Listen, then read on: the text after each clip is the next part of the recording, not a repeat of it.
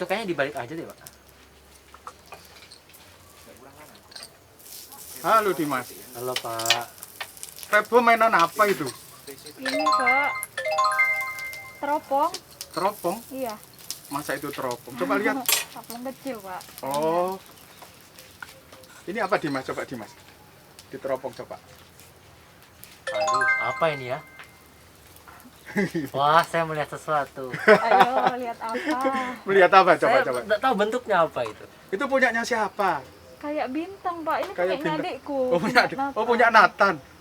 Nah ini sebenarnya ini bagus ini. Ini namanya kaleidoskop namanya. Oh. Bukan teropong atau bukan Keker. keker sebenarnya. Iya. Nah sekarang kan ini kita kan akhir tahun 2021. Iya. Biasanya sih di televisi itu banyak yang nayangkan ini kaleidoskop. Kaleidoskop. Tahu? Iya, pernah. Ya ini tentang kaleidoskop tapi ini yang harafiahnya. Jadi kaleidoskop ini coba kalau dilihat kan ada nanti bisa ditayangkan ini. Gambarnya bagus. Jadi cuma memanjakan mata, ada gambar seperti prisma, seperti coba diputar-putar. Ada gambar bintang apa? Tadi, kayak Ada Iya. ada bintangnya, terus ada apa lagi? Ada bentuk apa? Wah, ada banyak sih. Apa itu? Bentuk apa? Bentuk apa? Saya lingkaran sih, Pak. Oh, lingkaran, ada Iya. lingkaran. Warna-warna? Warna merah. Ada merah, Iya, merah. Ada hijau. ada hijau. Iya, Bagus apa enggak? bagus sih, Pak. Bagus.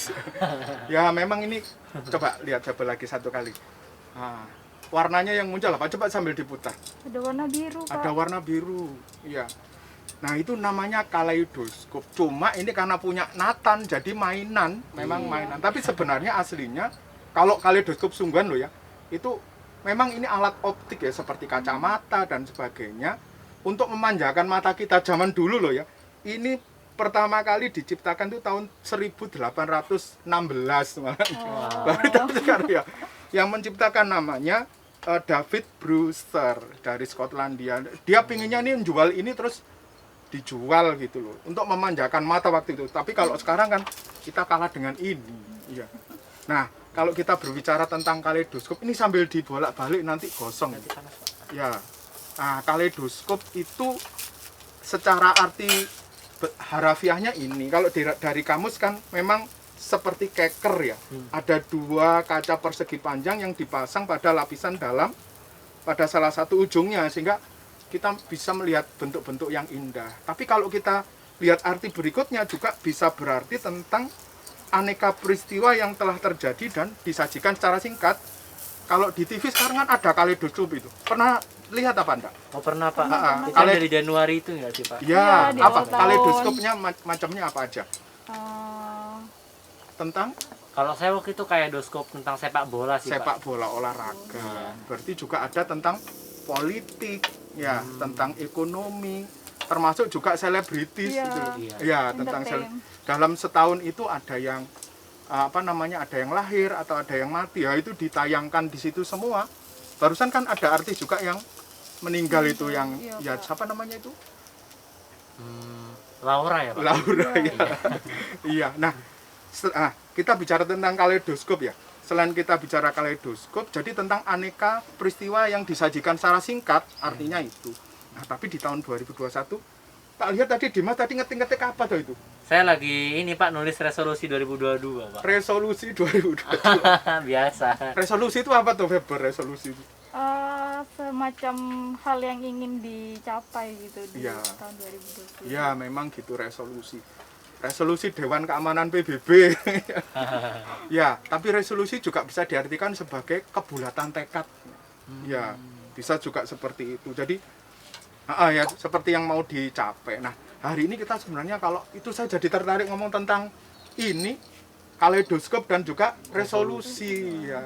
Jadi begini, sebenarnya ketika kita sekarang kan penghujung tahun 2021. Rekaman kita hari ini kan tanggal 19 Desember ya. Nah, di dalam kehidupan kita sepanjang 2021 tentunya ada kaleidoskop kehidupan. Ada nggak hal-hal yang mengecewakan atau yang menyenangkan di sepanjang tahun ini gitu loh. Febo sekarang kuliah semester berapa?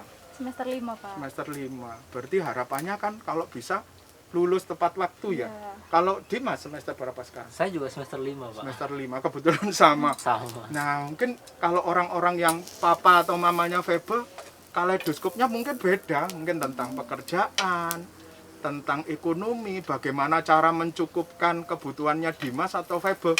Ketika kuliah itu biayanya banyak loh. Jadi mereka juga berupaya untuk memenuhi itu. Tapi untung sekarang online ya, Iya, masih online online. masih di rumah. Tapi kan SPP tetap bayar. Iya, Pak. Iya. Ya. Nah sekarang kalau mengarah ke Dimas tadi tentang resolusi, bagaimana kita bisa menyikapi kaleidoskop kehidupan kita sepanjang tahun ini ya, dengan kita membuat resolusi itu. Kebulatan tekad katanya Febo tadi kan apa tadi?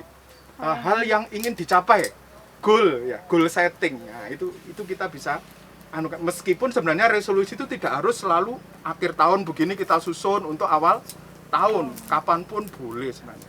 Ayo kita belajar dari Alkitab sebentar ya. Ayo coba kita baca Febe tadi dari mana? Filipi 3 ayat 7 sampai 8. Ayo coba dibaca Febe. Filipi 3 ayat 7 sampai 8. Yang keras ya. Tetapi apa yang dahulu merupakan keuntungan bagiku, sekarang kuanggap rugi karena Kristus. Ayat 8, malahan segala sesuatu kuanggap rugi karena pengenalan akan Kristus Yesus, Tuhanku, lebih mulia daripada semuanya. Oleh karena dialah aku telah melepaskan semuanya itu dan menganggapnya sampah, supaya aku memperoleh Kristus. Puji Tuhan. Haleluya. Jadi di dalam Filipi 3 ayat 7 sampai 8 itu sebenarnya artinya apa itu sebenarnya? Jadi kalau kita menyusun sebuah resolusi, maka fokus kita itu hanya kepada Tuhan Yesus. Di situ dikatakan kan tentang itu. Ya, segala sesuatu menjadi hal yang rugi dan hal yang menguntungkan hanyalah bagaimana kita semakin hari semakin mengenal Kristus dan jadi nah tadi Dimas sudah ketik ya.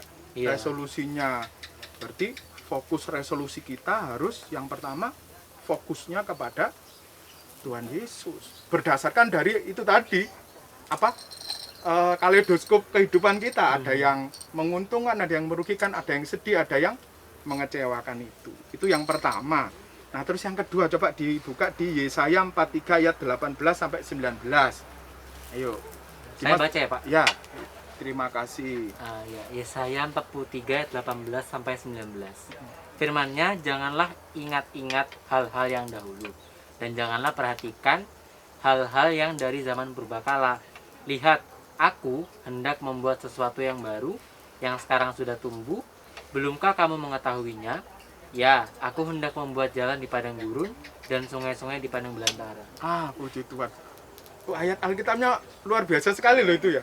Ya, ini juga artinya bahwa di Yesaya itu menginginkan bahwa kita itu hanya berfokus kepada Tuhan. Gimana Tuhan di situ coba dilihat, membuat hal-hal yang luar biasa. Apa yang itu? Jalan di padang gurun. Nah, padang gurun kan biasanya pasir.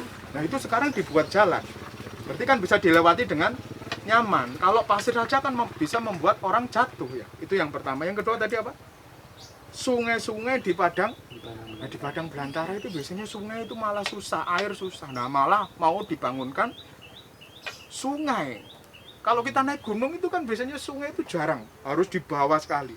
Tapi di padang belantara oleh Tuhan akan dibangun sungai. Fokus kita, resolusi kita itu harus tetap berfokus kepada Tuhan. Jadi resolusi yang berfokus untuk memuliakan Allah. Itu yang pertama. Yang kedua, coba sekarang buka Febe.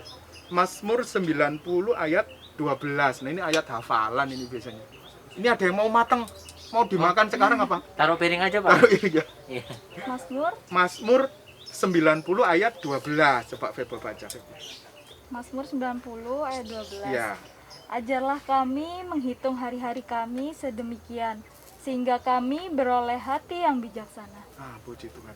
Ini luar biasa Mazmur kalau ngomong ya. Ajarilah kami untuk menghitung kami. Nah, selama kita hidup di 2001, kita sudah menghitung enggak tentang hal-hal yang mungkin ada yang up atau down, ada yang turun, ada yang naik. Ada hal rohani kita yang naik atau turun, kesetiaan kita di dalam mengikuti Yesus. Kira-kira ada yang naik atau tidak, dan itu akan membuat kita semakin bijaksana resolusi itu kadang-kadang begini loh. Resolusi yang paling efektif ya, katanya Febo tadi, goal yang harus kita capai itu yang paling efektif itu harusnya ditulis. Jangan hanya diangan-angan. Mungkin nanti kita sambil latihan nulisnya di handphone ya, kan ada catatan ya. Lo ini sungguhan lo ya. Jangan-jangan nanti yang kita tulis itu akan terjadi. Ya, yang jelas berdoa dulu, terus kemudian resolusi kita ketik, nah itu bisa terjadi.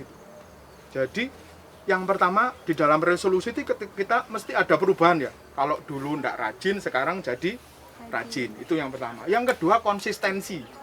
Konsistensi itu berarti kita konsisten. Jadi tetap apa yang kita lakukan itu ya itu. Jadi tidak mudah berubah. Dan yang terakhir adalah biasanya gini. Resolusi aku pengen rajin. Aku pengen mengikut Yesus secara utuh gitu ya. Setia. Tapi terkadang kalau dengan kekuatan kita saja kita nggak bisa.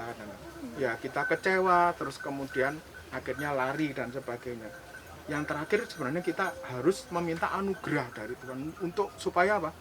Kita kuat. Kalau dengan kekuatan sendiri, resolusi-resolusi yang kita ketik, wah jadi gagal semua. Ya itu. Nah yang terakhir adalah Filipi 3 ayat 10.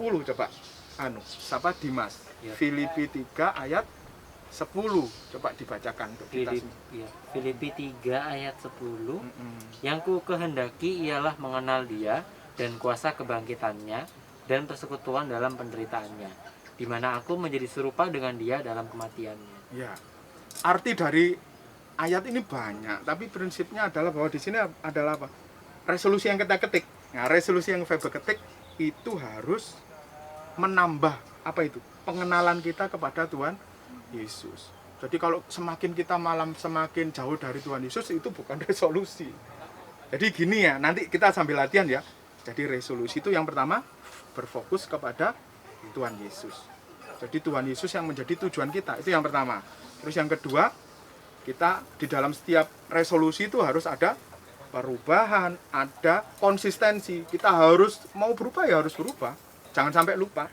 Dan tentunya dengan kekuatan sendiri kita tidak akan bisa mampu. Jadi harus minta anugerah dari Tuhan. Dan yang ketiga tadi apa bilang?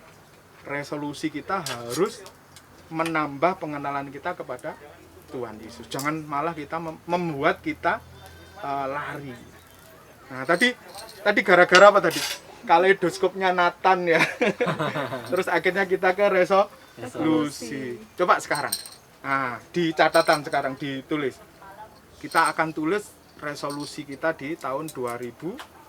Nggak usah ditunjukkan. Nah, kita ingat kaleidoskop apa di sepanjang tahun ini yang menggembirakan kita. Ayo coba ditulis. Ya, itu yang pertama ya. Mungkin nanti jemaat di rumah juga bisa seperti itu. Jadi yang pertama yang menggembirakan. Kaleidoskop gedung kata yang menggembirakan. Itu sudah diketik ya. Yang kedua yang menyedihkan. Sudah. Yang ketiga sekarang goal kita itu apa? Tujuan kita, apa yang mau kita capai di tahun 2022 itu apa? Ditulis tapi diketik. Ya. Sudah? Nah, tapi sebelum mengetik semuanya harusnya doa dulu tadi ya. Ya. Nah, sudah. Jadi sambil dicek dan dicek lagi sambil kita kita evaluasi sambil dilihat apakah itu fokusnya memuliakan Allah.